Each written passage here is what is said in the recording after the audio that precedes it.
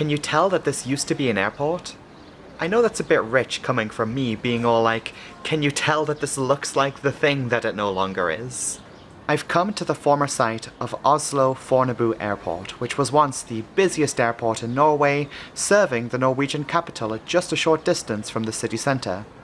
It was once the home of Braathens and Scandinavian Airlines, and for 59 years this airport grew and grew until it had outgrown its limits.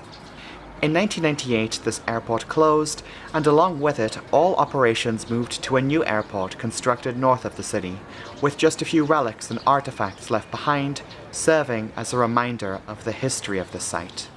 Now this video is not about this airport per se, though it has many stories behind it. I'd like to tell you about just one of those. And where the story ends is not here, rather about 16 kilometers that way, just beyond those hills over there. What happened over there?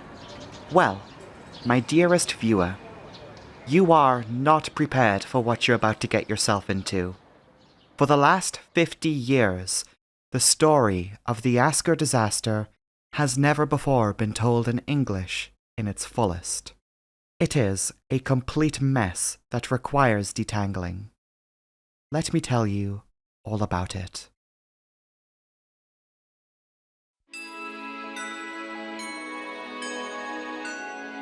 December 1972.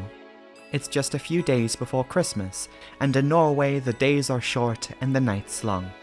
Christmas trees and festive lights fill the streets as residents brave the cold of the Norwegian winter. Still, the country's national airline, Braathens, is keeping the country connected during the busy Christmas travel season.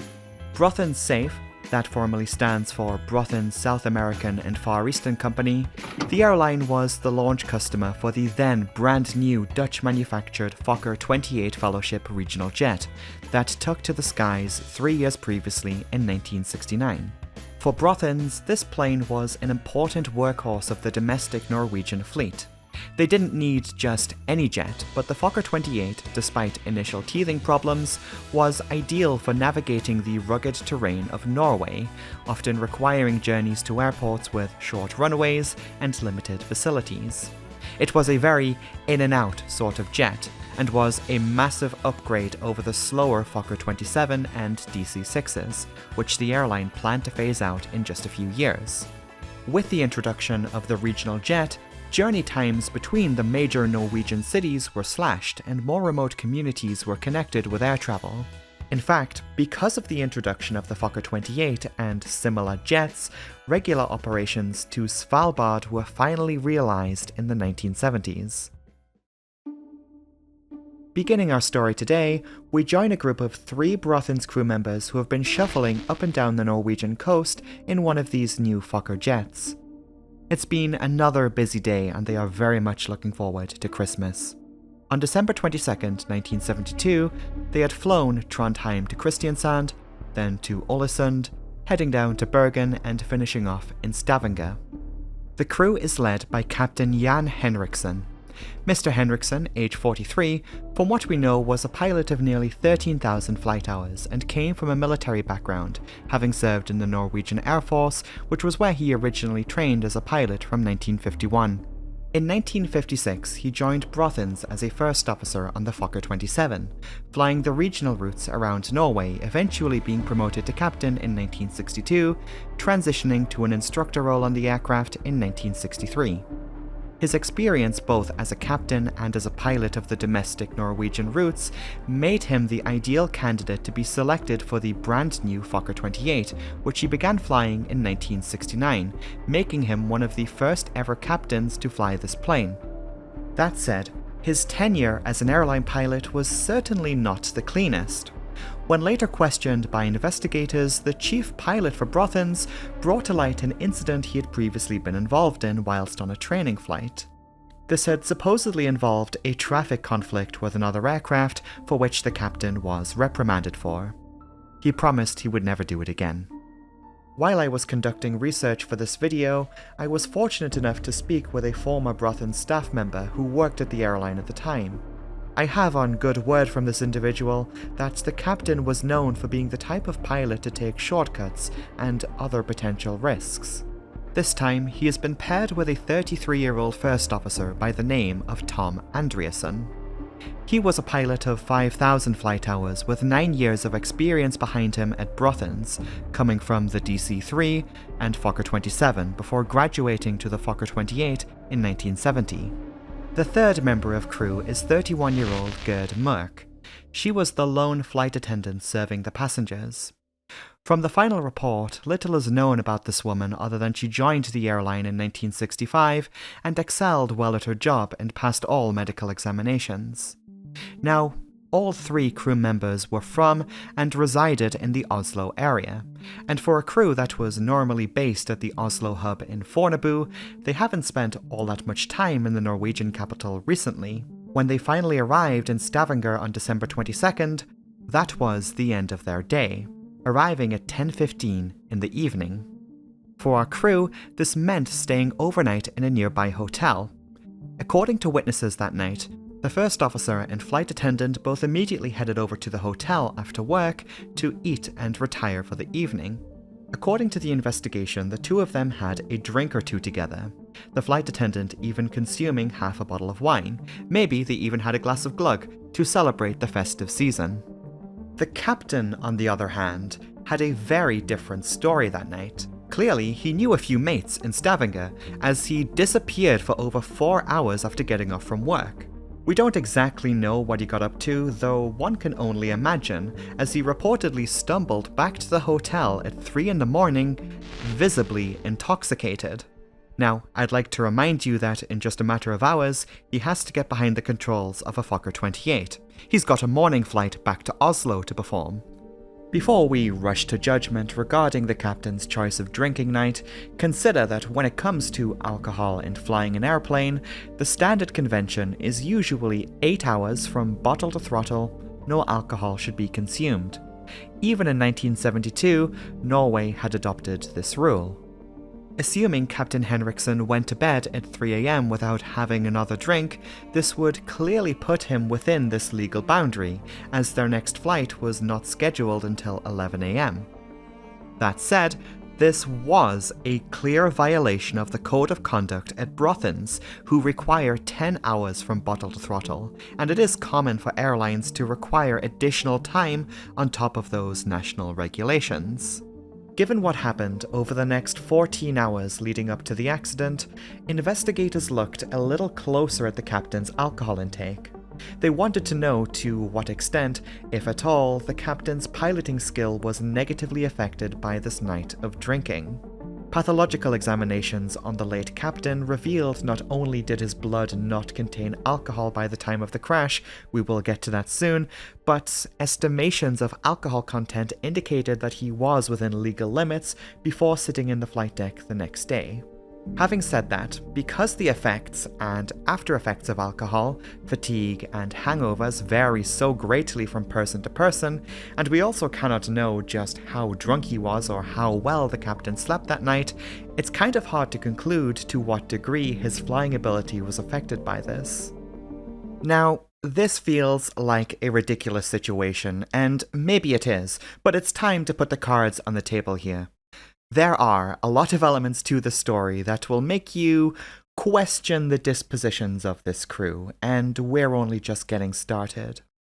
Come with me as we circle the drain into December 23rd, 1972. The crew were picked up from their hotel at 10:30 in the late morning, where they reported for duty at Stavanger Airport to perform a routine flight back to Oslo Fornebu via Kristiansand. All crew members appeared to be fresh and alert according to witnesses. The journey to Oslo was uneventful, arriving at Fornebu Airport at 12:47, just in time for lunch.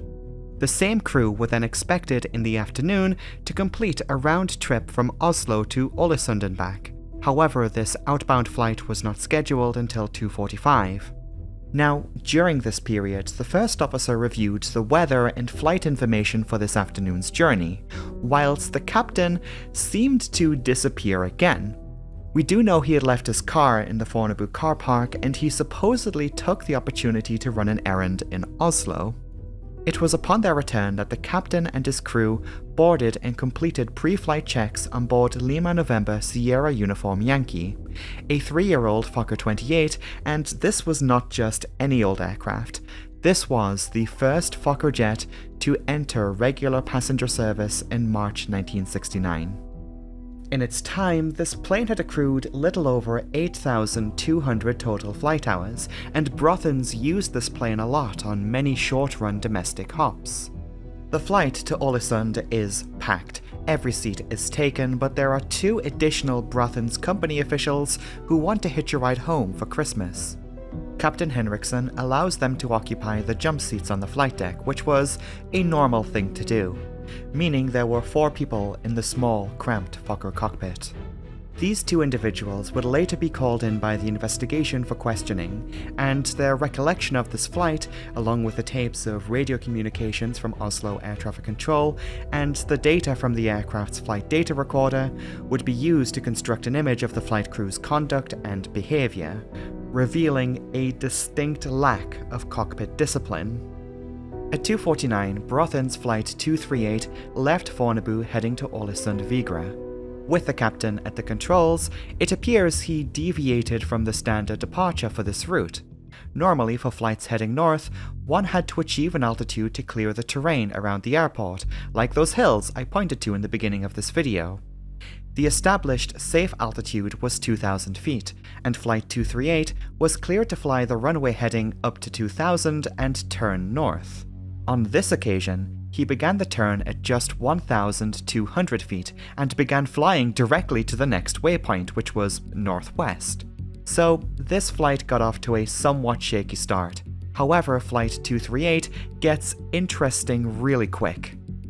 Minutes later, during the climb, the captain had become distracted whilst reading a newspaper, likely captivated by the biggest news story of that day, the discovery of survivors of a plane crash in the high-altitude Andes. This distraction clearly came at the detriment of airmanship, as he had inadvertently allowed the plane to climb above its assigned altitude. This was soon discovered by air traffic control and corrected by the first officer. I'm not even sure how you do that. The Fokker 28, even though it's an old plane, it still had a system that automatically leveled the plane off at the selected altitude, much like airliners today. At some other point during the flight, rather curiously, the pilots apparently pulled out a firearm. A passenger at Fornebu Airport had checked in a revolver as luggage. A ground agent then passed the weapon onto the pilots for safekeeping. Now, guns can be transported on board passenger planes. With the proper clearance, licensing, and packaging, you can check in a firearm, and in the 1970s, a crew carrying a gun was also not unheard of. However, from what we can tell, this pistol was not packaged or concealed, because during the flight, they pulled out the revolver to look at and were passing it around the cockpit. And that was all the while one of the radio navigation receivers was tuned to a radio station and was blasting dance music at high volume over the loudspeaker, though this was turned down before the flight landed. Despite these shenanigans, Flight 238 did arrive in Ålesund uneventfully at just before 3:30 p.m. with a flight time of around 40 minutes.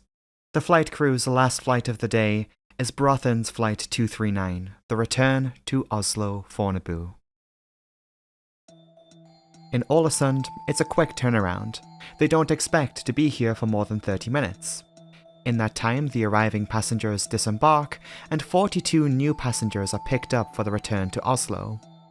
The passengers themselves mainly consist of those travelling for Christmas to visit family and friends. Many of them have extra baggage to check in, as there are a noticeable amount of Christmas presents, so ground handlers have to load in some extra bits of cargo along with some additional freight, including mail and, curiously, another 4-legged passenger, a dog who unfortunately we don't have a name for.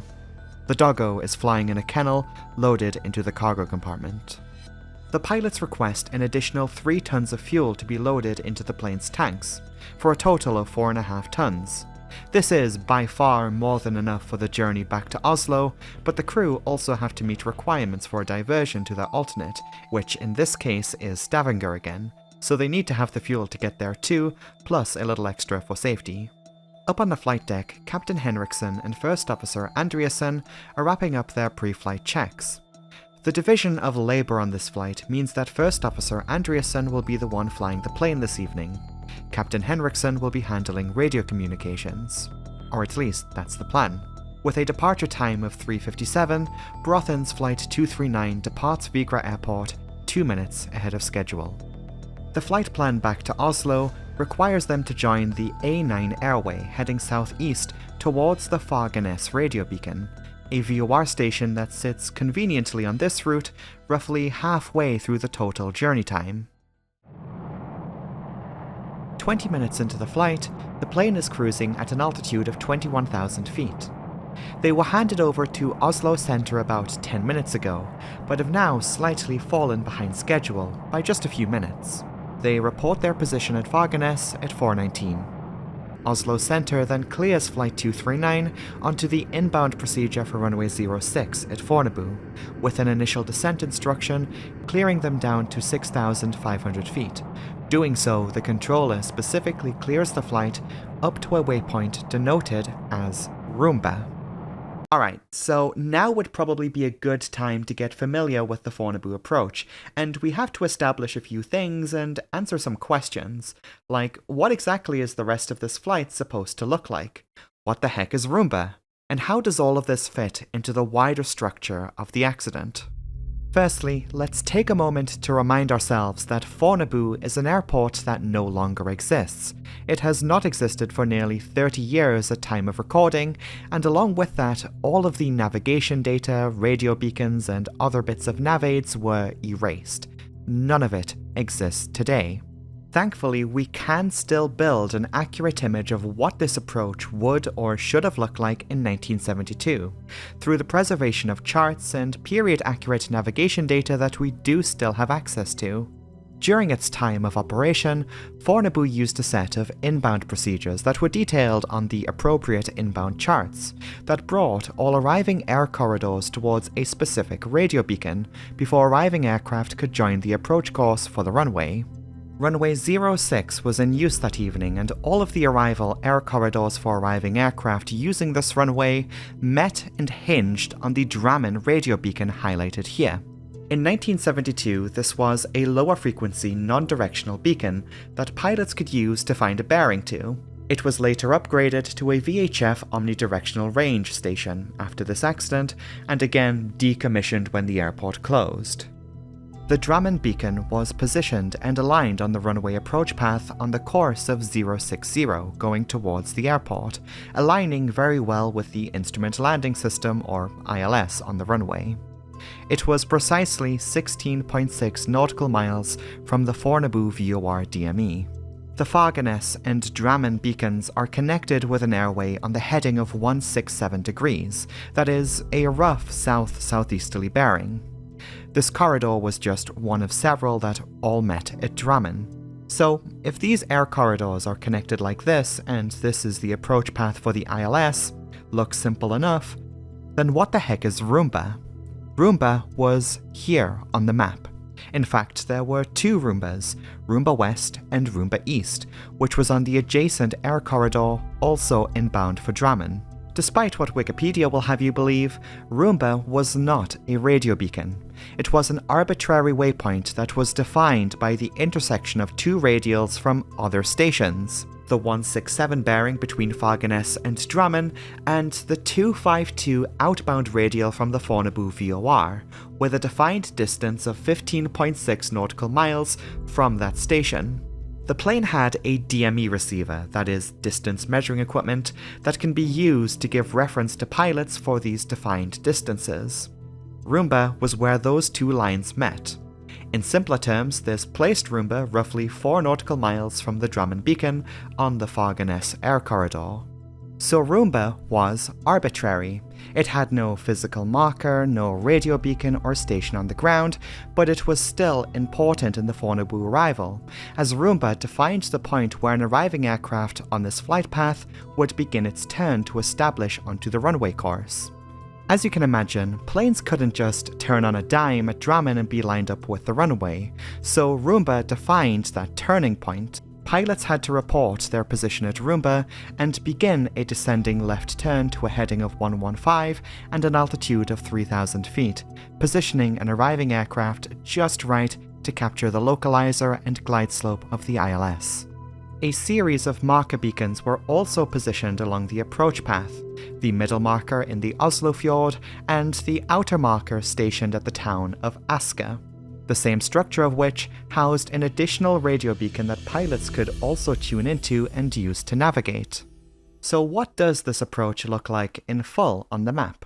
Well, something like this. Now that we have laid this out, let's now return to Flight 239 where it was, here, just passing the Fagernes radio beacon. The flight crew now begin their descent from 21,000 feet and change course for Drammen. It is now 4:22 in the evening and already the sun has completely set. It is the pure darkness of night outside with heavy cloud coverage. Air traffic control in Oslo missed reporting weather information to the flight. Weather in Fornebu has deteriorated somewhat and conditions are marginal, though aircraft continue to arrive without issue. There isn't all that much to see outside. The crew can't even see the bonny lights of villages and roads. A call then comes through from the Braathens operations office. It turns out they were trying to reach the plane for some time regarding the aircraft's next flight. They called a few times with no answers, and it was only when another Braathens Flight notified the crew did they finally establish contact. There is a brief exchange about the aircraft where Captain Henriksen reports that there are no issues with the plane, and they should expect an arrival at the gate at 4:40, around 20 minutes from then. Over in the control tower, the evening is beginning to pick up as rush hour begins. The controller handling the north sector of Oslo currently only has Flight 239 coming from Fagernes. That said, he can still see the other planes inbound for Fornebu. In fact, just the previous year, Norway began the process of installing brand new secondary radar systems that not only show the radar returns of aircraft but also some basic flight information as well. As of December 1972, a secondary radar system had only been installed in Oslo area control. They had not yet been rolled out to airport towers like Fornebu. Scandinavian Airlines Flight 602 and Flight 632 are both arriving from the south, and the coordinating South Sector controller has been issuing updates on the progress of these flights. It's important that these controllers communicate as to create the necessary spacing and avoid conflict with traffic where the sectors merge. The North Sector controller knows that from the reported positions from the South Sector that Flight 239 will be number 1 traffic for the arrival, with a clear margin of about 2 to 3 minutes.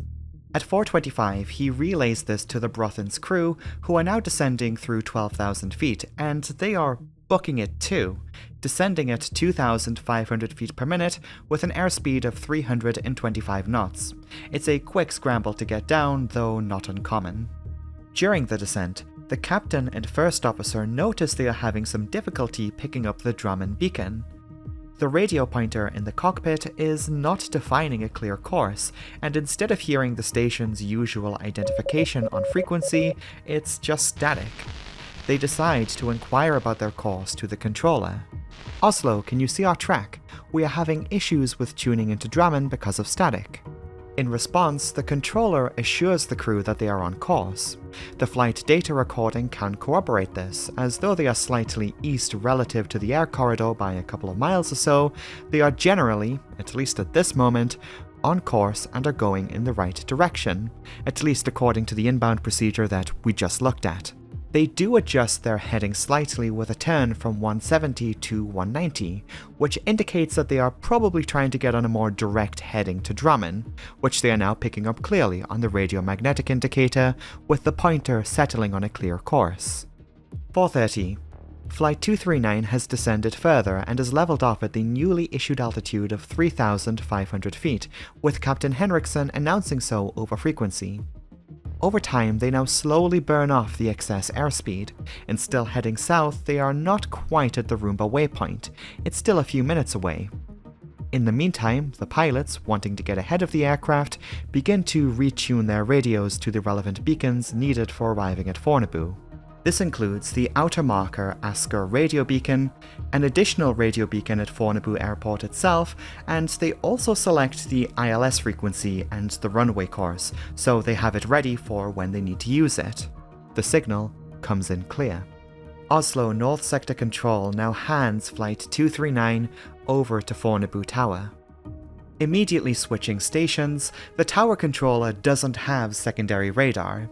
He does have an automatic direction finder that can give bearings to radio transmissions, but he still needs the flight to report their position at Roomba. Sure enough, moments later at 4:31, Henriksen's voice returns to frequency. Braathens 239 passing Roomba 3,500 feet. Something to that effect.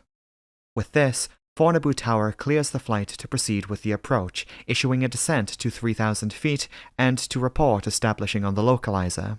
That being a roundabout way of saying, report when you are aligned with the runway. And to put a pin in this, the captain read back and confirmed all of these instructions correctly. Our flight crew now proceed with configuring the aircraft for landing. They select the speed bugs on the airspeed indicator, they verify the ILS frequency and course, extend the landing lights, landing gear, and flaps to 25 degrees, and finally, they switch on the fasten seatbelt sign. However, it was upon completing this series of tasks at 4:32 that Captain Henriksen and the Fornebu Tower controller begin to engage in a private, unrelated to aviation type of conversation on frequency. We don't know exactly what this conversation was about, as a transcript of tapes from the control tower have never been made public. That said, this conversation, lasting around 34 seconds, apparently had something to do with Christmas. The captain does end the conversation supposedly in a natural manner with nothing to suggest anything was untoward. This was the last communication from the plane. Another minute goes by. Flight 239 now leaves 3,500, perhaps to descend down to 3,000, ready for establishing on the glide slope as per standard procedure. Meanwhile, in the cabin, flight attendant Gerd Merck is standing in the forward galley. She begins her final walkthrough of the aisle. She visually inspects that passengers are strapped in, tray tables are stowed, and the overhead compartments secure. She travels towards the rear and returns to the forward galley where she takes her seat by the cockpit door. They should be on the ground in just a few minutes. Over in Fornebu Tower, the controller expects to hear back from the Braathens Flight in just a few moments. They should, in just a matter of seconds, be established on the runway course. In the meantime, he turns his attention towards the other inbound aircraft. Scandinavian Airlines Flight 632 has also checked in on frequency. SAS 602 is not far behind them. However, 2 minutes go by, and he has not heard from the Braathens Flight yet. They should have messaged by now. Looking over at the clock, it's 4:35, and he tries reaching out to the plane. 239, are you established? He says on frequency. There is silence. Flight 239 doesn't respond. He tries again. Braathens 239, your position? There's still no reply. He tries reaching out again, and again, and again. Flight 239 is not responding. For 3 painful minutes, controllers in Fornebu and Oslo Center scramble to try and establish contact with the plane. They should have checked in over the town of Asker by now, and maybe even descending towards the runway, but no one can see the plane. It has disappeared from radar screens. There is no sight of landing lights, and the plane simply hasn't shown up at the airport. Fornebu Tower picks up the phone and contacts emergency services and the Norwegian Ministry of Transport. God ettermiddag. In the terminal, friends and relatives of passengers gather in the arrivals hall, expecting to see their loved ones again in just a few minutes. As the scheduled arrival time comes and goes, the arrivals board and airport announcements say the plane is delayed. Though jubilation sour with no sign of the plane, news slowly spreads throughout the terminal that the flight is missing. A whole hour passes with no updates. Soon, airport staff are pulling people into a back room to tell them the news. Air traffic control has lost contact with the Ålesund flight. Soon this news breaks containment. More phone calls go out to emergency services and the press. In the days before the development of modern crisis management, relatives were told to just go home and await further news. Even though many were stunned, anxious, in shock, some experiencing panic attacks, and at least one individual nearly caused a car crash on the way home. Just a couple of days before Christmas, dozens of families are shattered, lives upended with grief setting in as the plane has almost certainly crashed. The problem now is that no one has any idea where the plane is. Air traffic controllers in Fornebu Tower and Oslo Area Control did not record the last position or bearing of the aircraft on their equipment. And the automatic direction finder receiver that was normally used in Fornebu Tower to receive aircraft bearings was recently moved behind the on-duty controller and wasn't used. They don't know where the flight vanished. A massive search and rescue mission is launched. The airport is temporarily closed and airspace restricted as helicopters take to the skies. On the ground, teams take to the roads and even some groups set out on foot into the forests west of Oslo in search of the missing plane. Media crews are also on the move. NRK, the Norwegian public broadcaster, has announced news of the missing flight.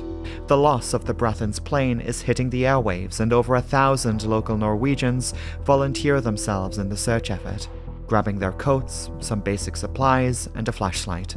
They set out on foot or by car into the darkness of the Norwegian wilderness. Now, the obvious search area would be along the expected flight path inbound to Fornebu. They had reported a position at Rumba just before it vanished. Surely the plane had to have come down somewhere along the flight path. However, 3 hours turns into 4, then 5 hours, and there is still no sign of wreckage or survivors.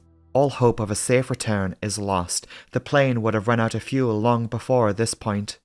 They now expand the search area, and it turns out the plane was not exactly where one expected.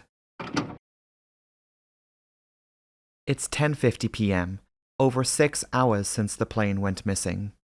A group of volunteers are driving up a road just north of the Fornebu approach path. At the same time, a team from the Norwegian Red Cross are also in the same area. They are converging on a point just northwest of the town of Asker. The area is a heavily wooded and hilly forest. They pull up to a small cabin and set out on foot into the nearby trees. As one steps into the forest, the horrors begin to hit the senses. There is a distinctive smell in the air. Cries for help can be heard coming from within the woods. There is a flickering glow between the trees. The ruins of Braathens Flight 239 has finally been found. There are bodies everywhere. Torn up and twisted parts of the plane are intertwined with the wood of the trees it destroyed on the way in. Some of the wreckage is still on fire, burning away in the forest even after 6.5 hours. Miraculously, first responders count 6 survivors at the scene braving the low temperatures.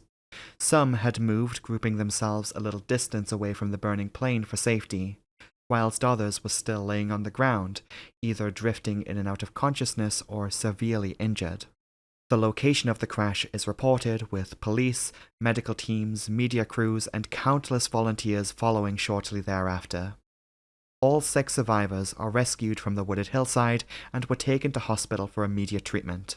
Unfortunately, one survivor died in hospital after a whole day of battling complications with their injuries. In total, 40 people and a dog are dead, leaving 5 survivors. This was the deadliest air disaster to have ever occurred in Norway at the time. A full investigation was commissioned by the Norwegian government to establish the circumstances that led to this accident. How did a routine flight, flown by two experienced pilots inbound to a familiar airport, wind up crashing into a hillside where the plane didn't belong? Well, the first clue comes in the form of the location of the wreckage itself. Let's go back to the map. So we're already familiar with the inbound and approach flight path. We can see here roughly where the plane was supposed to be going. This was the crash site. Coordinates 595157 north, 102021 east. This places the crash site into a hilly forest in a place called Mungheim, about 4 miles north of the expected flight path. The question then becomes, if this is the flight path the plane should have taken, how did it end up here? We say this because the inbound procedure for runway 06 was designed as to completely avoid this region. A competent crew following this procedure by the book just simply doesn't end up here. Examining the wreckage and retrieving the flight data recorder from the aircraft, investigators found some interesting answers. The main bulk of the wreckage was brought to Fornebu to be examined, while key flight instruments that would unlock revealing implications about the flight were removed from the shattered flight deck and sent to their manufacturers for analysis. In the meantime, the flight data recorder was brought here to Copenhagen. For 3 years, the Commission considered all of the findings within the wreckage, the flight recorder, tapes of radio communications, and they even interviewed hundreds of people, from survivors to air traffic controllers, other pilots, Braathens staff, and bystanders on the ground. This was 1972, and cockpit voice recorders were very much a new thing at the time, and in the 1970s they weren't always required. Now Fokker did take the initiative, and they did ship some of these planes with a new cockpit voice recorder already installed. However, there was a situation at Braathens. It was discovered that the purchasing contract between the airline and the manufacturer did not make the ownership of the voice recorder clear, so they removed it. Therefore, the plane, it turned out, just didn't have a cockpit voice recorder on board when it crashed, which is devastatingly frustrating for reasons we're about to get to. The investigation itself was a little turbulent, with Commission members dropping in and out of the investigation and replacements needing to catch up, manifesting in a rather slow process. Discontent with the investigation only grew as survivors and relatives of the victims demanded answers, and the Commission continued to receive the ire of the press. Nonetheless, the Commission delivered their findings in this report published by the Norwegian Ministry of Transport in 1976, and its contents are interesting. A good chunk of the report, in fact most of it, is dedicated to the navigation of the Oslo area, so let's start there. Based on the fact that the plane crashed in a region it was not supposed to be in, the investigation wanted to know if there were any faults with the navigation equipment, either on the aircraft or with the nav aids on the ground. The Fokker 28 is an old generation jet airliner. Whereas today passenger planes carry flight management systems, navigation displays, and GPS, the jets of the 1960s and 70s didn't really have any of that. Instead, pilots often had to navigate using radios. You can imagine it like this. Flight plans could be constructed using radio beacons on the ground, and routes could then be threaded together from one station to the next, with pilots following the radio signals on their instruments. They could also use fabricated waypoints, also known as fixes, that are based on radial and distance information from established radio beacons. Typically, the radio stations used for air navigation transmit either in the VHF or low and medium frequencies. The AirNav VHF band is in the range of 108.0 to 117.95 MHz.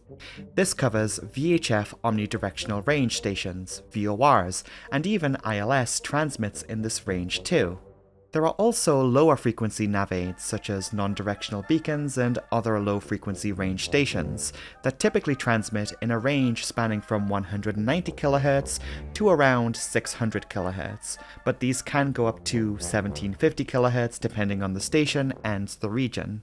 The radio signal received by an aircraft can then be projected on an instrument in the cockpit, showing the direction of the transmission. To test the radio beacons of the Oslo area, the investigation conducted multiple test flights recreating the expected route of the aircraft, and they even borrowed another Fokker 28 from Braathens to do this.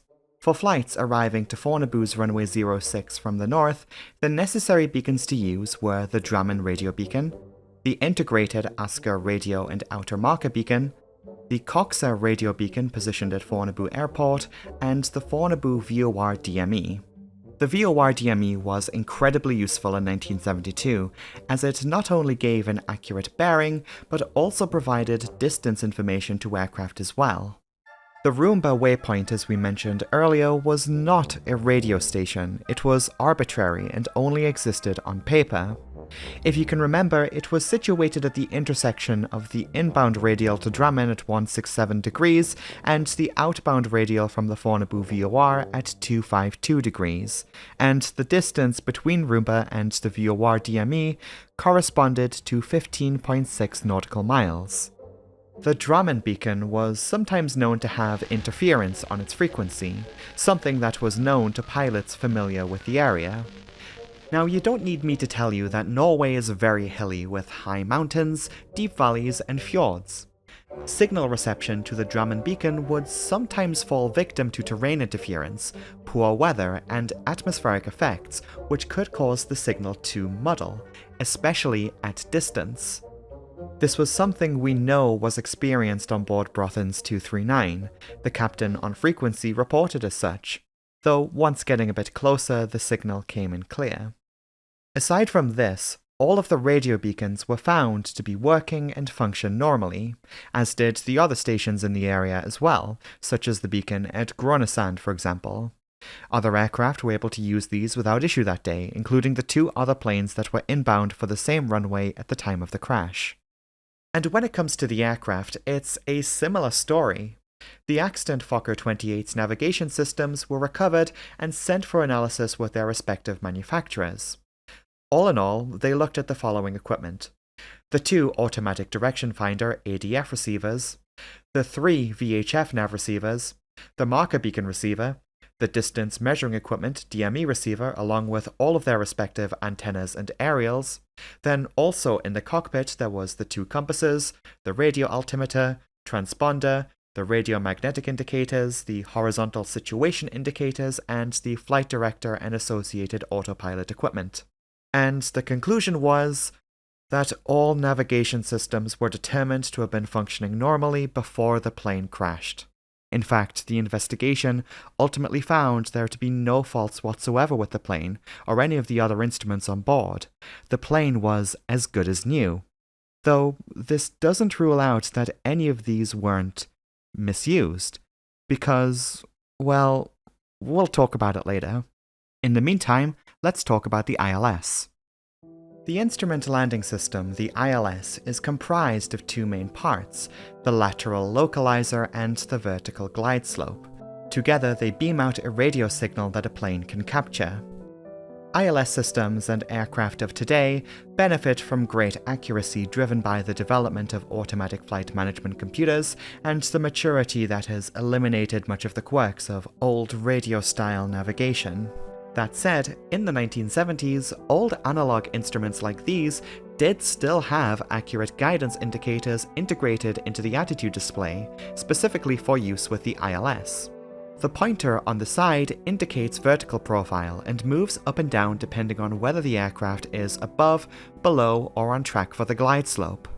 The lateral guidance component is found beneath it. It indicates lateral track for the localizer. It moves side to side to display deviation from the expected runway course.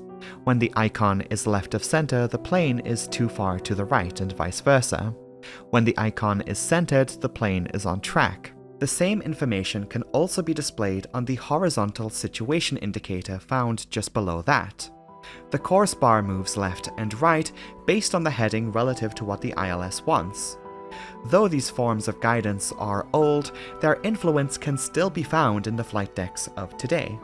Too far left of the ILS and the indicators will look like this. On track but below the glide slope they will look like this. That's just to give you a couple of examples. As was also standard at the time, the plane had a yellow flight director also integrated into the attitude indicator that follows this guidance too when the VOR localizer and GS modes are selected on the main panel. Fornebu Airport had 3 ILS systems, one on runway 06, runway 24 and runway 01. And the beams of the ILS are supposed to be contained to relatively thin slices of airspace, protruding out from the airport. What the investigation found was that because this is Norway, the ILS on runway 06 could generate additional beams 40 to 50 degrees north of the lateral axis.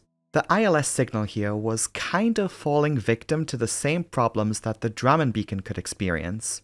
Atmospheric effects such as tropospheric ducting and terrain interference could exaggerate the ILS signals over greater distances and areas, giving the potential for false signals with a more reliable region closer to the runway track. This firmly placed the wonky ILS beams into the region Flight 239 was flying. Then, if the radio receivers on board an aircraft have particularly high sensitivity, they could flash on the indicators in the cockpit. That said, these false signals usually dropped in and out. They weren't easy to follow and weren't consistent or reliable. They would come in and just as quickly move out, though on occasions, smoother beams could be generated and followed. This had been known for quite some time before the accident. It had even been responsible for a near-controlled flight into terrain incident in 1963, when the pilot of a Scandinavian Airlines flight had managed to follow one of these false ILS beams, which brought the aircraft towards a forest. Fortunately, this occurred in the hours of daylight, and the aircraft broke out of the clouds no greater than 600 feet above the ground. This was enough for the pilot to recover and land safely. When the Braathens investigation contacted that pilot for more information, he remained convinced that if that incident had occurred at night or in low visibility, he would have crashed, and this video would have been about that accident instead. In 1967, the Norwegian Civil Aviation Authority had issued a bulletin emphasizing that pilots must not adopt the ILS as the primary source of radio navigation unless they are certain to be near the runway centerline. Then, in March 1972, Braathens had updated guidance specifically on the runway 06 ILS at Fornebu with the following: front course reliable within 35 degrees either side of course line only. ILS localizer false beams in northeast and northwest. ILS localizer runway 06 not to be used outside a sector 35 degrees on each side of ILS due to false beams. This meant that pilots could expect the ILS to be reliable within the safe region of 35 degrees. Provided the correct runway course had been selected, the ILS would display guidance to the runway track here. Though that said, false or misleading ILS signals at nighttime in cloudy weather could go a long way in explaining the accident. Could the crew have turned too early, causing Flight 239 to wind up in the hills? Well, though it was known that the ILS could do this, that doesn't appear to be the full story here. Let's not get ahead of ourselves, and before we leap to any conclusions, we should probably consider what was found on the flight data recorder. This is the inbound route. Here is where the plane crashed, and this is a rough interpretation of the lateral flight path of the aircraft based on investigators' analysis of the flight data recorder. This data is revealing, but raises more questions, the most pressing of which is, what the heck was going on here? Between the minutes of 4:30 and 4:31, the pilots were adjusting their course inbound for Drammen. Initially they had trouble picking up the signal, but once the needle settled a clear course and the static subsided, which we know from the captain's radio transmissions, Flight 239 did not exactly continue on the Drammen course, and therefore Roomba, which is still somewhere over 10 miles away at that point.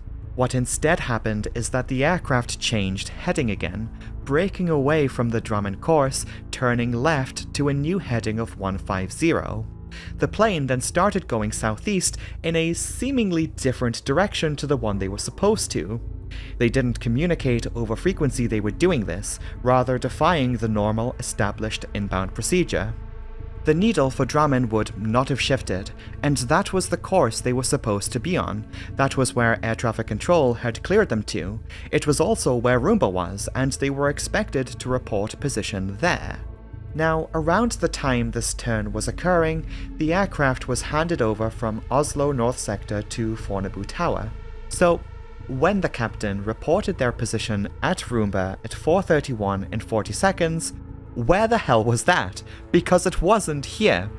Well, after synchronizing the flight data recording with the radio tapes from the tower, Captain Henriksen incorrectly reported at Roomba here, 9 miles north of where Roomba is actually supposed to be, and right after the turn to 150 had been completed. At first glance, this looks like a navigational error of some kind, which would be bafflingly poor execution for a crew so familiar with this airport. Now, what is interesting is that both of these points, the real Roomba and this fake ghost Roomba, were the same distance according to the DME information from the Fornebu VOR. Roomba had a defined distance of 15.6 nautical miles from that station. Because Flight 239 had made this heading change, this brought them slightly closer to the airport and thus the VOR, so it read the same distance expected for Roomba sooner than it should have, which probably goes a long way in explaining why the captain reported their position here when he did. They had reported Roomba on a radial of 287 outbound of Fornebu, instead of the 252 outbound radial that it actually was, though in this position it's pretty much the same distance from the two separate points. That's not even to mention that pilots were supposed to report Roomba before beginning the turn away from Drammen, not after. It would be rather incredible for a crew who are this familiar with the airport and its surrounding airspace to make this kind of sloppy execution, false signals or otherwise. They flew into Fornebu nearly every day, often multiple times a day. It was so routine to them they could do it in their sleep. You would sort of expect the crew at this level of familiarity to be able to identify inconsistencies with their approach if they were off course. You'd expect this crew to know the correct reporting radial of Roomba and expect them to report it accurately. They should know the procedures that accompany the turning point.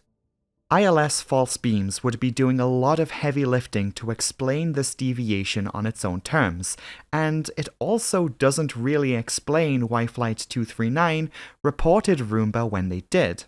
This therefore raises a deeper question, doesn't it? Were the pilots a little too familiar with the airport? Like, was this turn the result of a decision made by the crew? You see, there was this known alternate route, let's say. If they were cleared for the approach, were number one traffic for landing, and didn't pose a risk of traffic conflict with another aircraft, there was not a whole lot stopping them from performing a shortcut. This would mean cutting out the turn at Drammen and also Roomba. The normal procedure brought aircraft about 15 miles out from the airport, but the top of descent for the glide slope was much closer to the town of Asker, about 6 or 7 miles from Fornebu, because, well, the area is surrounded by terrain. This new heading would bring the plane almost perpendicular to the ILS course, with the new track intersecting the runway centerline behind the Asker outer marker. Of course, we cannot conclusively prove that they specifically elected to use this shortcut, and this is what makes the lack of a cockpit voice recording so frustrating in this case. If it had been decided that the crew would take the shortcut, that decision would more than likely have been recorded, some time before here. That said, that is what this looks like they were trying to do, isn't it? The turn is consistent with the shortcut, and there are further strong indicators, given what we know about the rest of the flight, that suggest this deviation was in fact intentional. Normally, after passing Roomba, a flight is expected to perform a descending left turn to a heading of 115 and an altitude of 3,000 feet, which is the platform altitude for establishing on the glide slope. It's the altitude from which the final descent to the runway is done. If the crew had unknowingly made a navigation error and honestly reported what they thought was Roomba, you would then expect the flight data would reflect, if not a similar maneuver, at least something to show a change of altitude or course. This did not happen. The plane maintained this new course after Roomba and remained at 3,500 feet, reflecting the minimum safe altitude of that area. This makes it look like that some degree of consideration and care went into this deviation, meaning the crew must have known that they weren't exactly at the Roomba position when they reported it. It was during this time that the captain had initiated that informal conversation with the tower controller, which lasted around 34 seconds. Normally, an investigation may not attach much significance to this sort of conversation. Unprofessional, perhaps, but not the cause of an accident. However, the fact that this conversation took place at all was an indication that the captain and first officer did not feel they were in a threatening situation. The captain reportedly sounded very natural and cheerful in these communications, and there were no further transmissions that indicated any sort of distress or confusion about their whereabouts. Given the crew's experience and familiarity with this airspace, it's hard to believe that anyone would perform this kind of deviation from expected norms unless they knew what they were doing.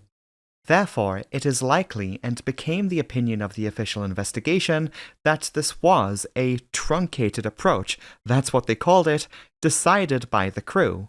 And here's the thing about shortcuts. They're often derived from past experiences. If you see someone cutting a corner, chances are they've played those cards before and gotten away with it. This tracks with known proclivities of the pilots, especially the captain. It wouldn't be difficult to consider that the captain's previous traffic conflict episode was due to some form of deviation like this. It coincides with what I have heard personally from a former Braathens employee who just straight up said, yeah, this dude was known for taking shortcuts. And then there was the previous deviation from an official procedure done earlier that day by the captain. However, in the absence of complete confirmation, we can't know for certain. All of that said though, what does this really say in the end? Because, shortcut or not, for one reason or another the plane drifted off of the normal course, but none of this was fatal until the plane turned again and began its final descent.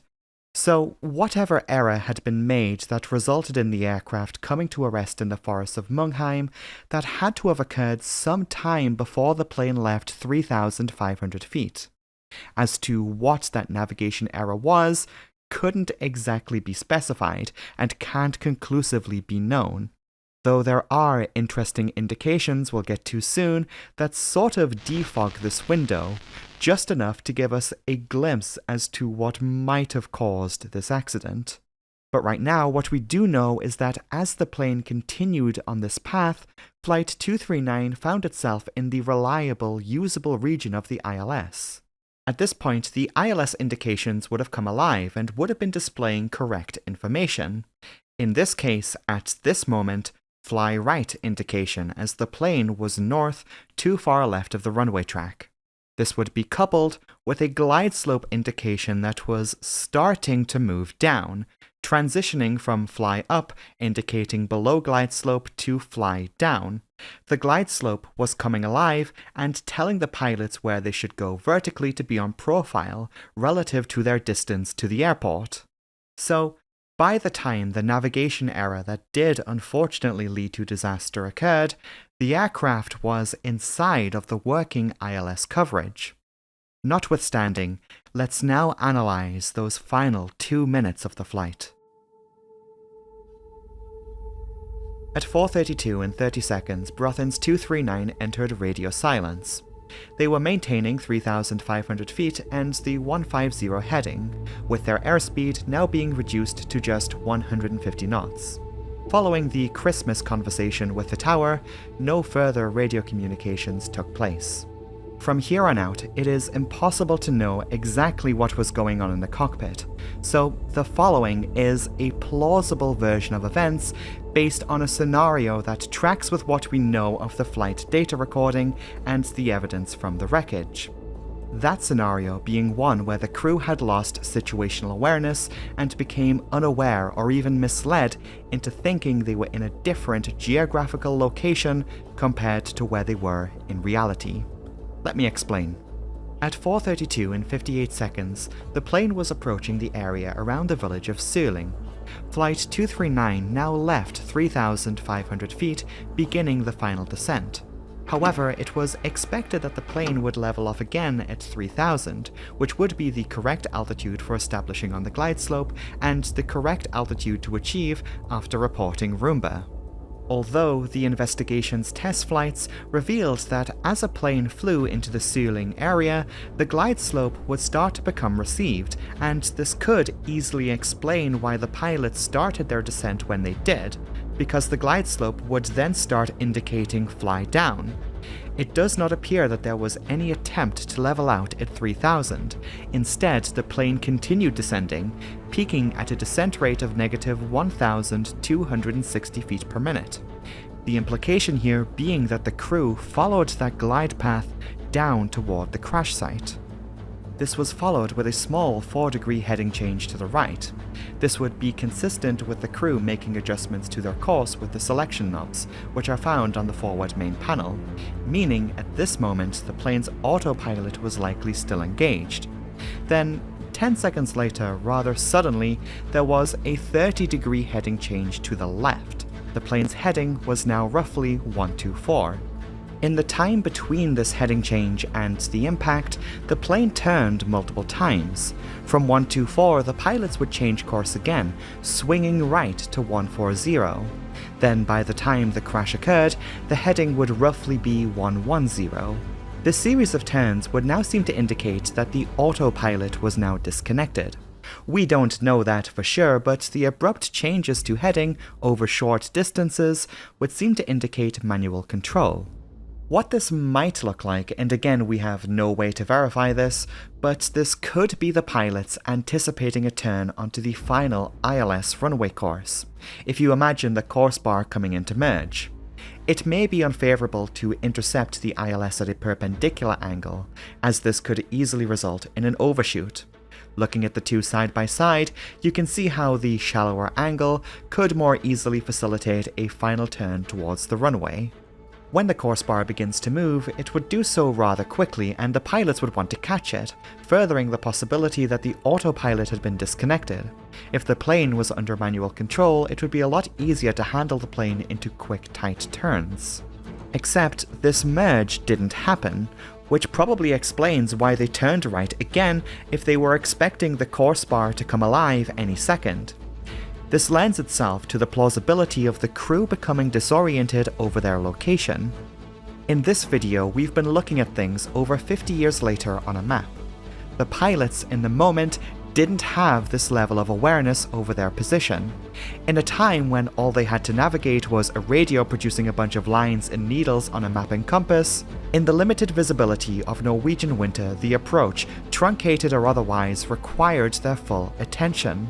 Distractions like chatting with controllers about Christmas or something else we'll get to soon could easily have accommodated a rollback of their situational awareness, and it's not like we're talking about great distances here. This all happened over the span of about 15 miles, which is not a lot for an airplane. So we have to try and answer the question of, did they know where they actually were? Because coupling this series of turns with the final descent, this is just bringing them straight into the forest the wreckage would later be found in. That clearly was not their intention. Did they think they were someplace they weren't? And what could possibly be influencing that? We need to take another look at the radio navigation instruments of the cockpit, because what was later found in that forest, well, you'll see. We know from the recovered VHF receivers from the flight deck that the ILS was tuned into both the Nav1 and Nav2 receivers at some point before the plane crashed. The plane also had a set of 2 lower frequency ADF receivers for tuning into lower frequency non-directional beacons such as Drammen and the one at Asker, the outer marker. The ADF, Automatic Direction Finder, finds these transmitters and can produce a bearing on the radial magnetic indicator. RMI. There are two of them in the cockpit, one on the captain's side and one on the first officer side. The RMI can be used on the Fokker 28 to point to both the VHF VOR stations and the lower frequency non-directional radio beacons. There is a small switch on the instrument that can flick between these settings. The radial magnetic indicator on the first officer side was later observed in the Wreckage, selected to pick up VOR signals. As both of the VHF navs were selected to the ILS, this would have left the first officer's RMI needles in the stowed right side off position. The captain's radial magnetic indicator was also recovered and was found to be in the lower frequency ADF setting. We know the pilots were navigating using the ADF because the Drammen beacon did require it at the time, and we know they had eventually received a clear signal. But both of the ADF radios were retuned minutes before the crash to pick up two different radio beacons in the Fornebu area. ADF Unit 1 was later retrieved from the Wreckage and was found to have been tuned to 415 kHz, which corresponds to the frequency that the Coxa beacon transmits on. This one was tuned as expected and was pointing in the direction of Fornebu Airport. From their position out here, that's east. ADF Unit 2 was also recovered but was found to have been tuned to a frequency of 257 kHz, which doesn't correspond to any of the radio beacons in the Oslo area. It is more than likely that when this radio was tuned, the intention was to tune into the frequency for the Asker Automarker radio beacon, which transmitted on 352 kHz.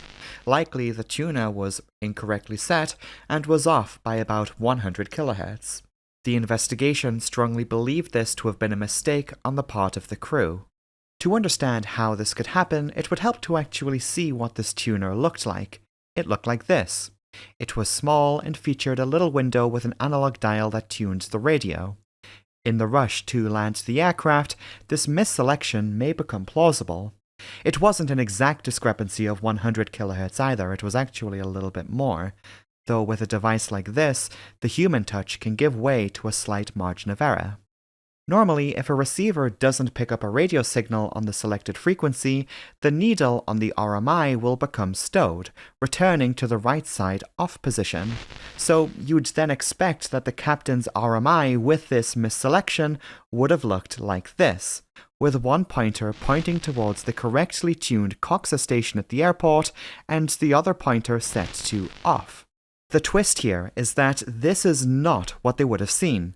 Instead, that other pointer would also have been pointing in the general direction of the airport. Hang on, that doesn't make sense, does it?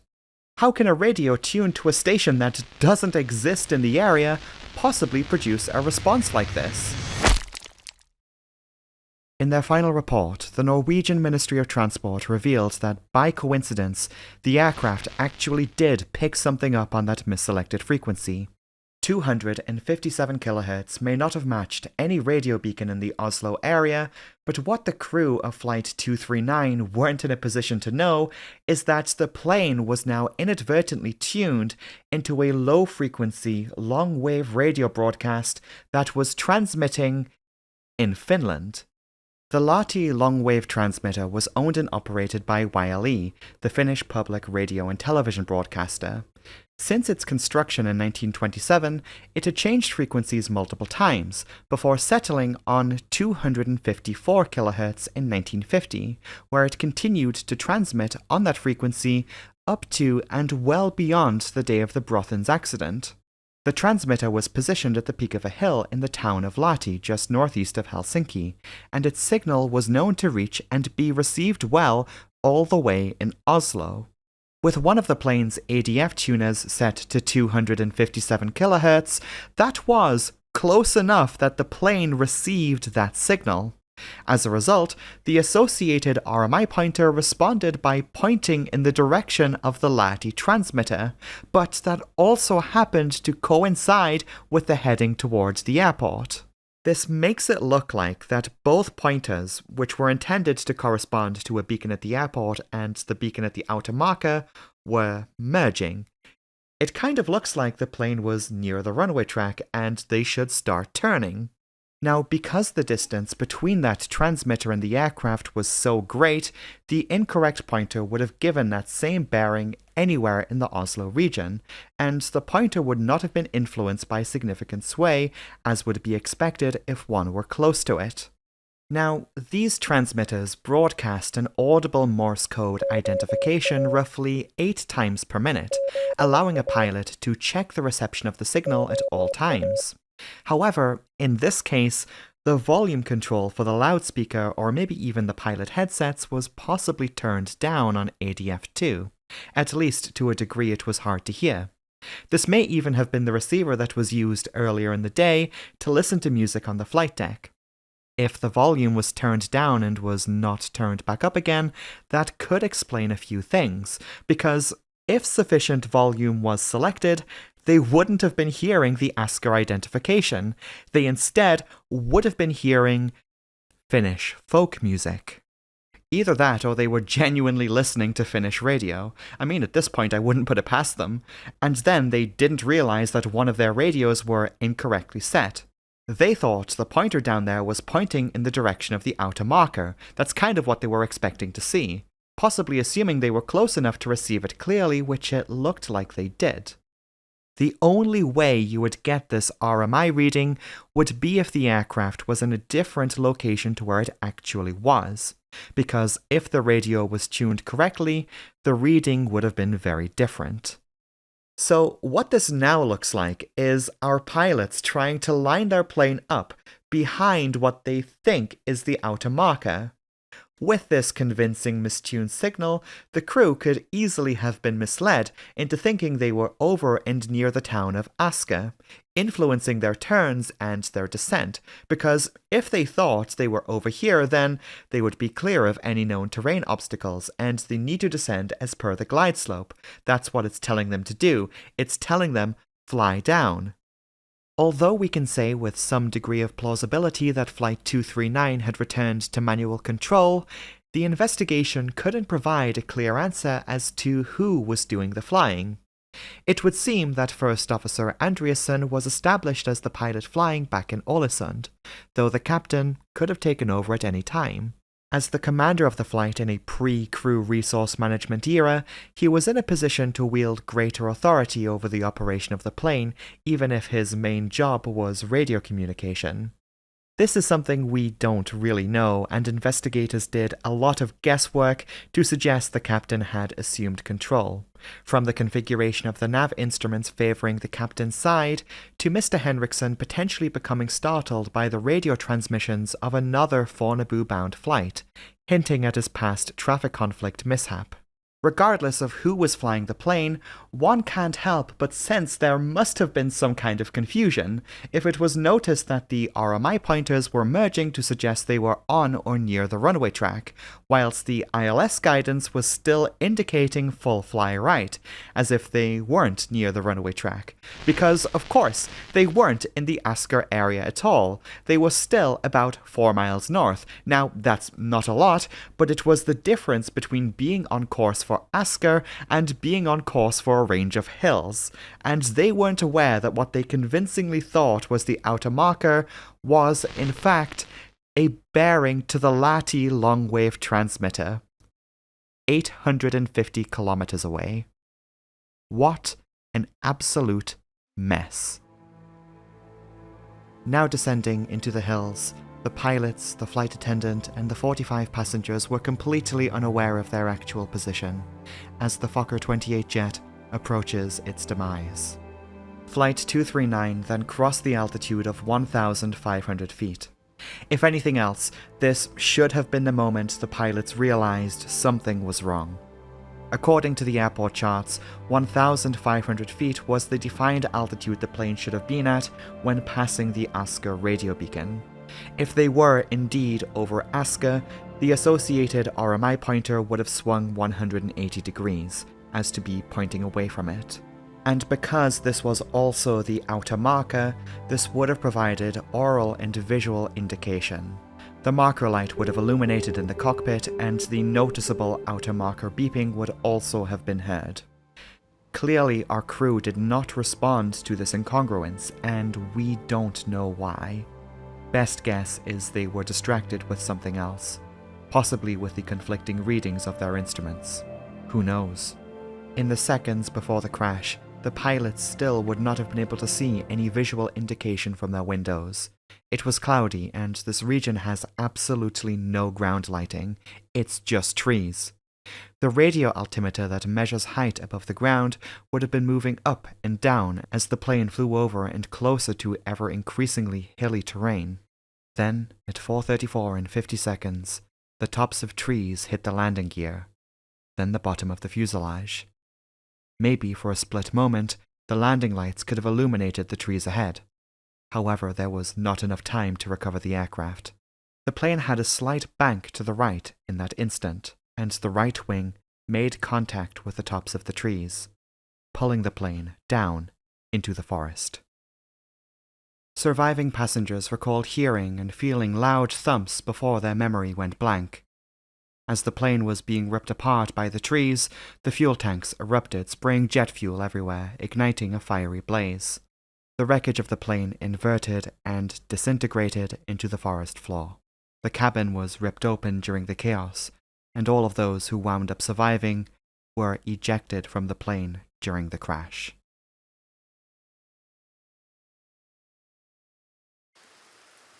My partner and I took the opportunity to fly to Norway to visit the crash site for ourselves. It was a long 2.5-hour walk from our hotel in Asker, in the rain, up into the hills. Before this video, I had never really visited Norway, but the views up this road, though it was foggy, were still very beautiful. A lot of logging goes on in this area. It's where the Norwegians get their Christmas trees. So I guess our plane, kind of flying this way, crashed up here.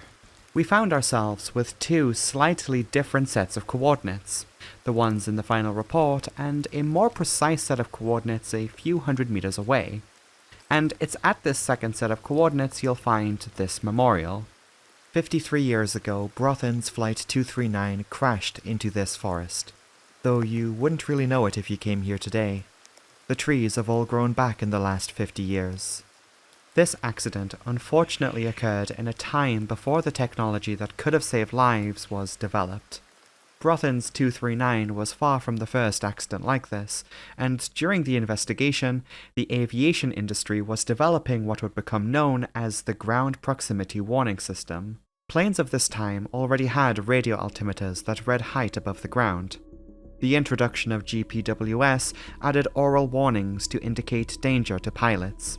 This included terrain alarms that more than likely would have averted this accident. The United States made GPWS mandatory for all commercial airliners in 1975, and these developments were recognized by the Norwegian investigation. They gave clear emphasis that these systems must be introduced internationally to help prevent controlled flight into terrain cases like this. The necessity of this system in preventing CFIT incidents meant its requirement was folded into the International Civil Aviation Organization's regulations, and as of today, all passenger planes are equipped with highly advanced versions of GPWS. Of course, a ground proximity warning system is not the only way to prevent accidents like these. Well, strict adherence to the established arrival would be a good place to start. Though the role that air traffic control played in all of this certainly didn't go unnoticed. The Braathens disaster could also have been averted if air traffic control took action to warn the flight. Key deficiencies in the responsibilities of air traffic control in Norway at the time had already been identified. Oslo controllers had the tools and the staff to intervene. Oslo Area Control even had, honestly, some of the best radar systems that civil aviation in 1972 could allow. There were plans to expand the use of radar to Fornebu Tower, which at the time only had an automatic direction finder that defined the bearing of aircraft transmissions. However, the tower ADF system had been moved behind the on-duty controller that evening. It wasn't used, and the controller could not determine aircraft locations. He relied on the pilots to report positions. That's why Roomba was so important. On the other station, Flight 239 was still on the radar screens of Oslo Area Control in the minutes before it vanished. But at least in Norway at the time, the use of radar and air traffic control more broadly was seen as a tool to communicate and facilitate the dispatch of aircraft and avoid collisions. Navigation and terrain avoidance was left to the pilots, and controllers usually wouldn't interject or challenge the flight crew. This had sort of enabled a culture where pilots could deviate from normal procedures and nobody would ask questions. The exception here was in cases of emergencies, though this status quo didn't really hold up here. This was an emergency, right? The plane crashed. I mean, it didn't present itself as such in the moment, but the pilots were clearly not aware of their actual position, or that they had breached the minimum safe altitude of a hilly forest they were descending straight into. There was no distress signal from the aircraft, and the captain and the tower controller were casually chatting on frequency. Well, as it happened, an Oslo South Sector controller did notice the plane was descending below 1,500 feet just moments before the plane disappeared. Unfortunately, by the time they had responded, and by that I mean they turned up the volume for the tower communications to monitor it, it was too late, and no one had informed the flight of their danger. If someone had, Braathens 239 could have avoided the forest. Many questions still remain unanswered. Who was at the controls? Was the plane's autopilot even disconnected? I mean, it looks like it, and if so, why?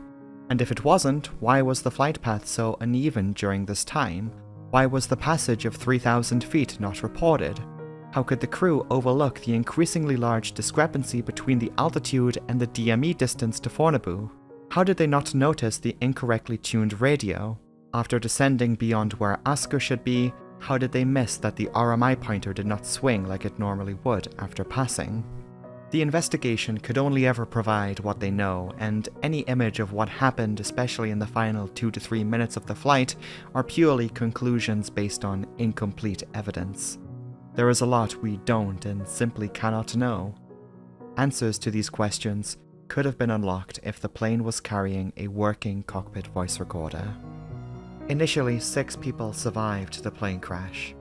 Unfortunately, one died in hospital a day later, leaving 5. Whilst most of them recovered, that number was reduced again to 4 in 1976. Sadly, one passenger died from late complications from their injuries. For this small group of survivors and the relatives of those who perished, they continue to seek out answers to this day. Fornebu Airport closed in 1998. It became apparent in the 1970s that the location of the old airport could not easily facilitate expansion, as passenger numbers only increased. There were plans drawn up for an expansion of the site, though ultimately the Norwegian government opted for a massive expansion of Gardermoen instead, effectively transforming it into a brand new airport. Today, Fornebu has been redeveloped, or I should say is still in the process of redeveloping.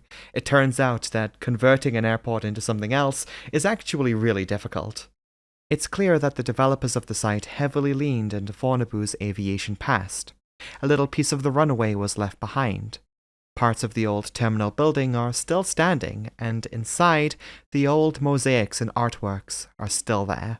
Much of the old general aviation site and control tower has been preserved. Nowadays there is a cafe and a museum among other things here too. Even a section of the local park continues to play airport announcements, which is really cute, if not sad, because I'll never get to see this airport for myself. Though confined to the books of history, one can still experience Fornebu in the form of flight simulation. An absolute legend by the name of Marius Reisen on FlightSim.to did God's work and recreated Fornebu Airport in Microsoft Flight Simulator, and the best part about it is it's free and comes with all of the nav data from before the closure. So the approach we discussed in this video, you can just go and fly that for yourself. Go try it. And I need to make this abundantly clear. This video would not have been the same without Marius's work. What a total legend.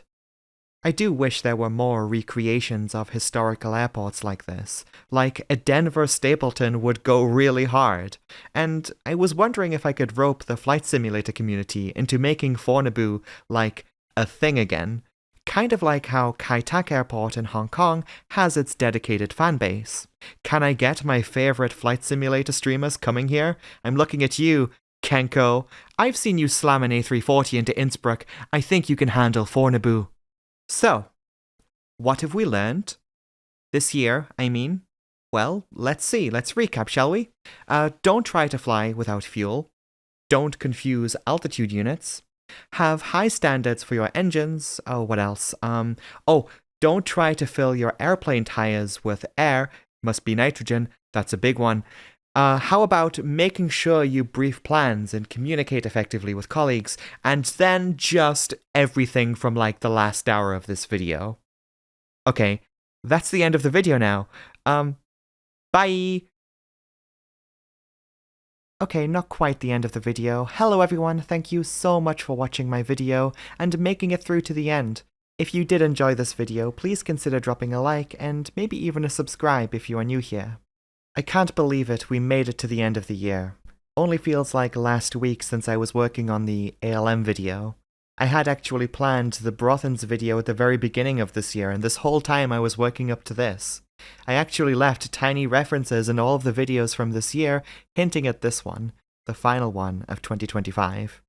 If you want to go back and find them all, they are there. Some are more subtle than others, but they are there, I promise. It also makes me wonder what the next end-of-year video will be. We'll just have to wait and see.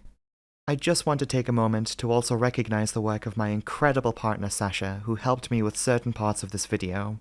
I dragged her all the way to a wet Norwegian forest, and she even helped me with translating the Norwegian accident report. Sasha is an absolute real one. I can't thank her enough for the support she gives me. So if you made it to the end here, add a fox emoji to your comments. She really likes foxes. Anyway, it is that time. I want to take the opportunity now to thank my incredible Patreon supporters for their honestly generous support to the channel. Their support goes a long way in keeping my work independent, and also right now, sponsor-free. We've now had a whole year of no sponsors on the channel now, so you can thank the patrons for that. Their names are scrolling on the screen right now, so if you do see your name here, a massive thanks goes out to you. As always, we have a number of shoutouts to give thanks to, beginning with the business class tier patrons in order of which they joined. Thank you to Donna Muldoon, Tracy Thompson, and Mark Sass Jr., who have upgraded to business class. Thank you so much. We also have Sam Hill, Donovan Glenn May, and Fat Wombat. Thank you so much. And how could we ever forget the incredible first class tier patrons who have generously pledged at the highest tier this month. Thank you to Yariel, Tariq Battle, and Cosmischa Sasha, who recently upgraded to first class. Thank you all so much. Total legends, the whole lot of you. If you yourself would like to support the channel further and have your name featured at the end of the next video, you can always join the Disaster Breakdown Patreon from just £1 per month, and I'll leave a link to that in the pinned comment below. I guess that's it. That is all from me for this video, and also this year. I want to thank you all so much for your support and patience. I know these videos take a long time to make, especially when they're as involved as this one was. I will now take a little time off for Christmas, so if you celebrate it, then Merry Christmas. If not, Happy Holidays, and I wish you all a Happy New Year. In the meantime, if you do want to follow me, I do now have a Discord server that I'm more active in these days, so invites for that will be in the description and pinned comment also. Thank you so much for watching, and I will see you in 2026. Goodbye!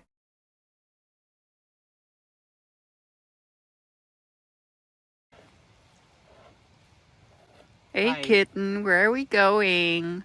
We are going into the forest.